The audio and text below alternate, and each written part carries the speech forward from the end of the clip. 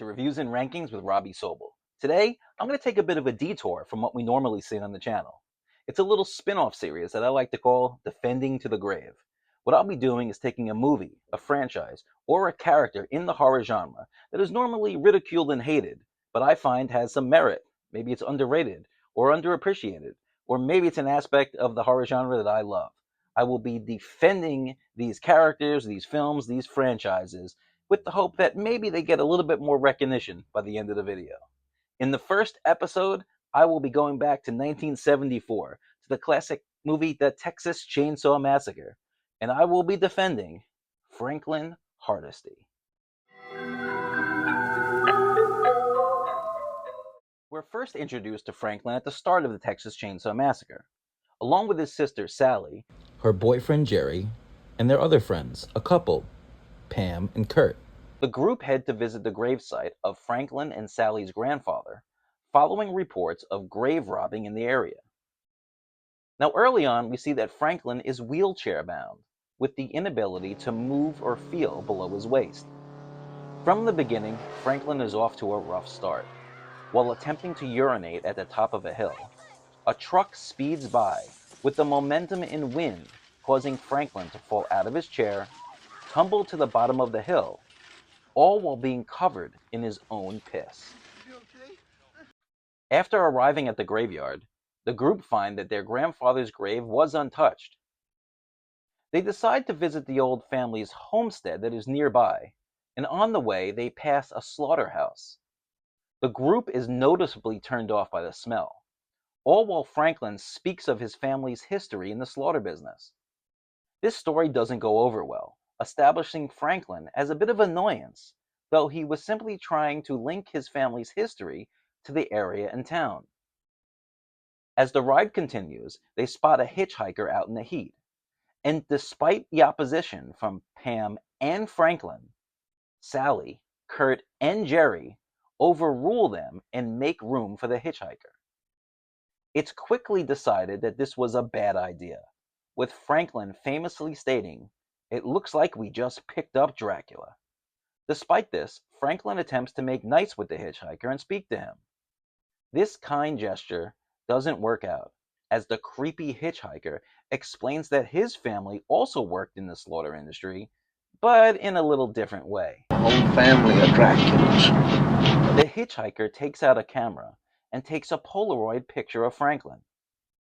When his demand for a $5 payment for the picture is denied, the hitchhiker takes out a knife and cuts Franklin's arm before being thrown out of the van by the group. Now at this point, we're less than 20 minutes into the movie, and already Franklin has taken a full fall down a hill, urinating all over himself, speaking up against his own opposition to picking up a hitchhiker, having that denied, having the hitchhiker come into the van, and despite his opposition, he tries to make nice and have a friendly conversation with the hitchhiker. This, of course, doesn't go well. Franklin is the one who is attacked, who is cut, who is bleeding, and who is traumatized. This all happens within about 17 minutes of watching the movie, and he's already going through all of this trauma that you know is going to last him for the foreseeable future.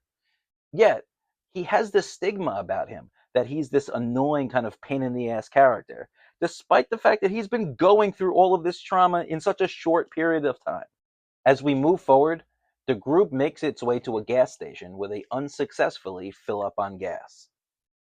During this time, Franklin is understandably shaken up, but he's forced to endure endless ridicule by both Kirk and Jerry, who poke at him and mock him for being attacked by the hitchhiker, which only occurred a few minutes earlier.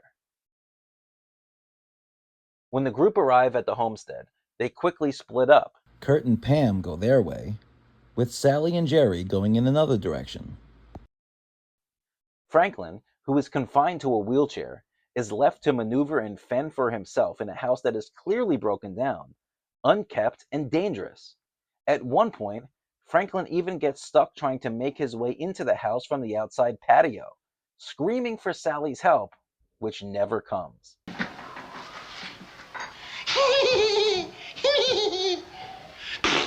Come on, Franklin. It's going to be a fun trip.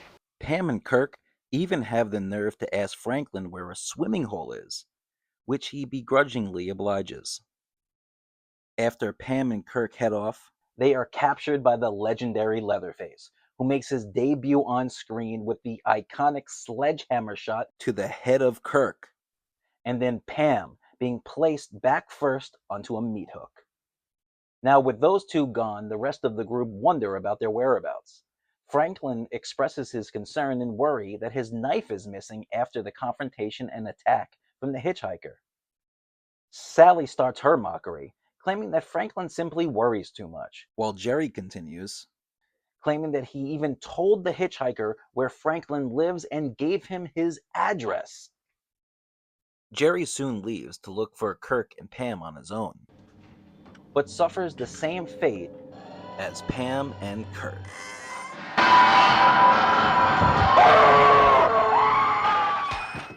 As the sun sets and the night arrives, Sally and Franklin are alone and both scared about what might have happened to their friends. Sally and Franklin both decide to go look for them, with Sally showing extreme frustration with having to wheel Franklin in the dark, knowing more than well that him being in a wheelchair comes with challenges that she would have to work around. While the two make their way through the woods, Leatherface appears with his chainsaw, and as he starts his attack on Franklin, Sally screams and runs away, leaving her brother to be brutally murdered.